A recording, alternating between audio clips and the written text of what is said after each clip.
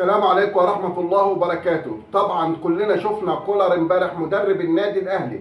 بصراحة يا جماعة فضحنا وعلم علينا في مصر. كولر قال كلام مهم جدا. اول حاجة قالها التزمير اللي بيحصل من السيارات في الشارع. قال انا اول مرة في حياتي اشوف كده، وكنت ببقى مرعوب جدا من كمية الصوت اللي بسمعها بودني. امال يا عم كولر لو حضرت فرح والفرق اللي بيحصل في الافراح في مصر كنت عملت ايه؟ امال يا عم كولر لو انت عايش في منطقه شعبيه وشفت زمارات العربيات الكبيره وهي بتزمر، اللي مركبه سراين هوا وكلام من ده، اللي زمارتها بتسمع الكوكب كله. امال يا عم كولر لو كنت ساكن في منطقه شعبيه وشفت العيال بتوع الخرده او الناس اللي بتبيع ربابيكيا وهي بتنادي بعد الفجر كل يوم في الميكروفونات وتصحي الناس من النوم، كنت قلت ايه؟ كمان كولر اتكلم عن المخالفات في الشارع، ان عربيه بتمشي يمين وعربيه بتمشي شمال وعربيه من وراك وعربيه من قدامك. امال يا عم كولر لو كنت ساكن في منطقه شعبيه وشفت التروسيكلات وشفت التكاتك وشفت اللي ماشي شمال واللي ماشي يمين واللي ماشي فوق واللي ماشي تحت بجد، والعيال بترقص وهي سايقه التوك توك وهي سايقه التروسيكل، واطفال 3 و4 سنين سايقين تروسيكلات وسايقين تكاتك، كنت قلت ايه وعملت ايه؟ ولكن الاهم من النقطتين دول اتكلم في حاجه مهمه جدا.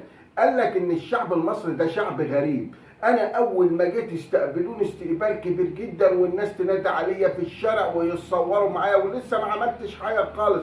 ده شيء ما بيحصلش عندنا. لا يا عم كولر، ده شيء بيحصل عندنا. ده يا عم كولر احنا عندنا اللي متصدرين المجتمع حسن شاكوش يا عم كولر، حمو بيكا يا عم كولر، محمد رمضان يا عم كولر، اللي كل شويه طلع لنا في طيارته الخاصه وفرحته لرب يغيظ الشعب المصري يا عم كولر. ما هو الناس دي ما عملتش كده. قال لي لان احنا شعب شعب مش عاوز نقول شعب تافه وهايف، انما بكل اسف بنكبروا الناس دي زياده عن اللزوم. اللي بيقول كلمتين في فيلم او مسلسل بيبقى نجم النجوم، والشارع اما ينزلوا ما بيعرفش يمشي فيه، والناس تتصور معاه والناس تجري وراه والناس تكبر منه، وبعد كده يتنطط علينا ويدوس علينا. كلنا شايفين فضايح الفنانين في اخر فتره، شيرين وغير شيرين وحمو بيكا قال ايه على ايه، والولا شاكوش ومراته عملوا ايه ببعض في رمضان، ولا زال الحوار مستمر بينه وبين الاثنين مراتات، وحاجه مهزله. احنا يا عم كولر بنكبروا الناس دي،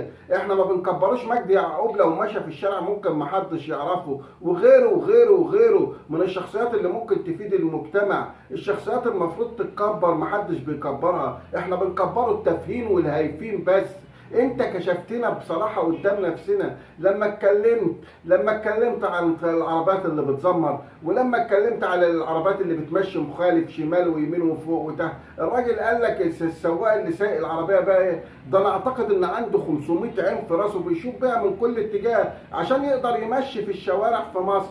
كلام خطير جدا وكلام مهم جدا من كولر. الراجل ده عبقري. الراجل ده لما بيقول حاجه بيقول بهزار ساعات وكلام من ده، انما ما بيهزرش. بكل اسف كشفنا قدام نفسنا. احنا يا جماعه قدامنا ياما كسلوكيات شعب. سلوكيات شعب لازم الكتير منها يتغير. لازم اللي يستحق يبقى فوق، واللي يستحق يبقى في 7 ارض يبقى في 7 ارض. لازم نقدر المواهب الحقيقيه اللي بتفيد المجتمع، مش المواهب الهلس، مش الناس التافهه والهايفه هي اللي تاخد ملايين وهي اللي تتصدر المشهد الفني وكلام فاضي من ده. وكلنا بنشوف اللي احنا فيه والانهيار الاخلاقي اللي احنا فيه. الراجل ده قال كلام مهم تاني. الكلام اللي الراجل ده قاله مش لازم يعدي مرار الكرام. الكلام اللي الراجل ده لازم نقف قدامه فتره كبيره جدا يا جماعه ونناقشه ونشوف كوارثنا ونحاول نصلحه من نفسنا، لان شكلنا بقى بايخ خالص قدام الناس. رجاء الاشتراك في قناتي وتفعيل الجرس ليصلكم كل